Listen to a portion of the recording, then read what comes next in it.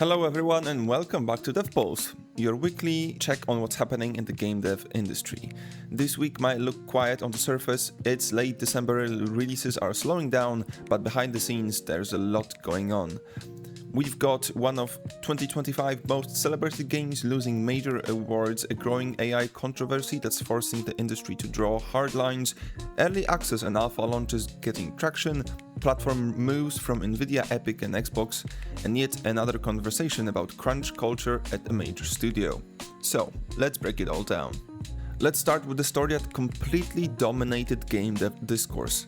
Claire obscured Expedition 33, a game that just weeks ago was being celebrated as one of the biggest success stories of 2025, has had multiple awards officially revoked at the Indie Game Awards.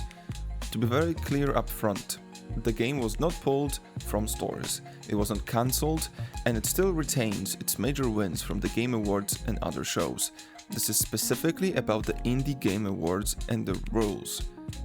What actually happened was Expedition 33 originally won Game of the Year and Best Debut Game. But shortly after the ceremony, the organizers announced that the game had used generative AI tools during development. This was not properly disclosed during submissions, and that any AI usage violates their eligibility rules. As a result, the awards were revoked, Game of the Year was reassigned to Blueprints, and Best Debut Game went to Sorry We're Closed. Why this blew up? This wasn't just about one game. It hit a nerve because Expedition 33 was widely praised for its art direction, music and narrative. It became a symbol of ambitious modern indie development and had already been positioned as a human-made creative achievement.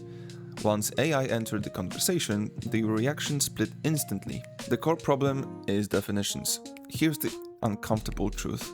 Most award shows not clearly define what AI use actually means. Are we talking about AI generated textures, placeholder concept art, voice processing, writing assistance, motion cleanup, machine learning tools used indirectly through software? Indie Game Awards take as a hard zero tolerance stance. Any use of generative AI at any stage disqualifies a project, whether you agree with it or not. The issue is that this standard is not universal. Developer reaction.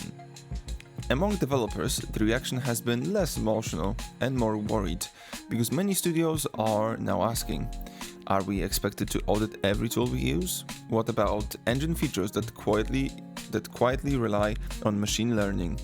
Do we need AI disclosure pipelines now?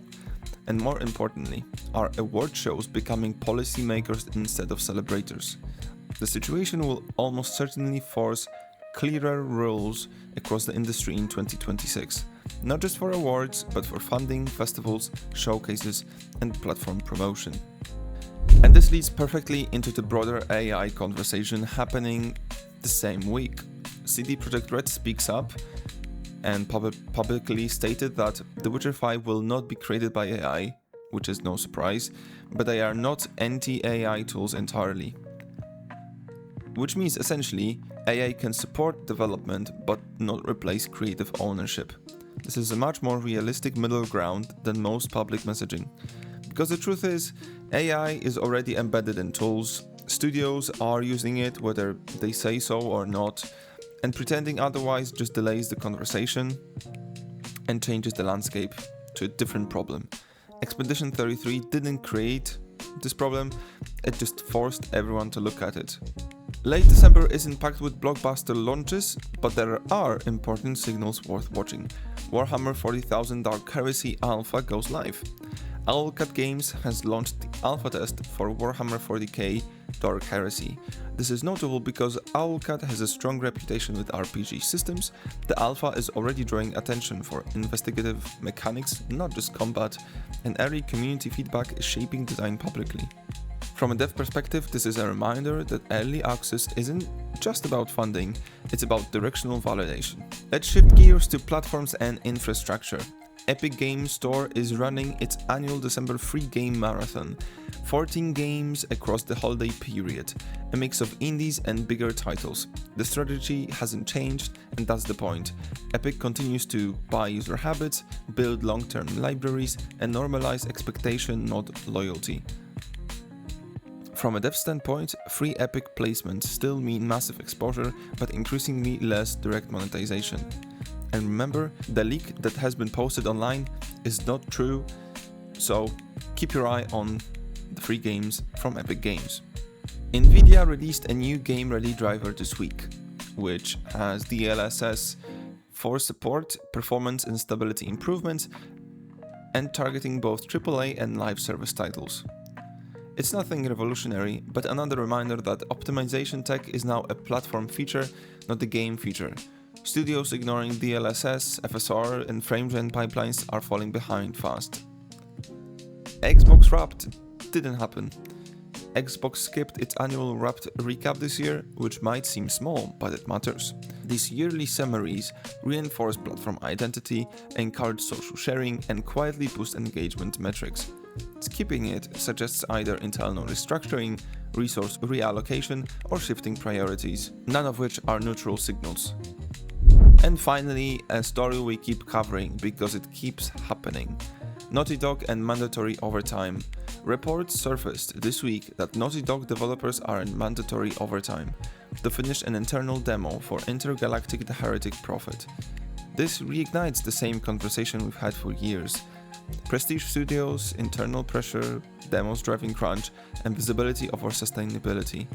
What's frustrating is not that crunch exists, but that we act surprised every time. Until publishers and platform holders stop rewarding perfect demos at any cost, nothing changes. So when you zoom out, this week tells us something important.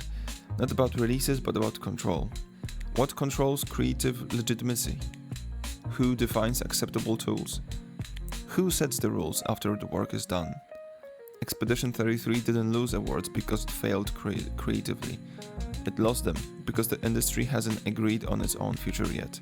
And until it does, developers will keep working in gray zones, hoping they picked the right tools. That's it for this week's DevPulse. If you found this useful, like the video, subscribe for weekly industry breakdowns, and let me know in the comments. Should AI use be disclosed like monetization or funding?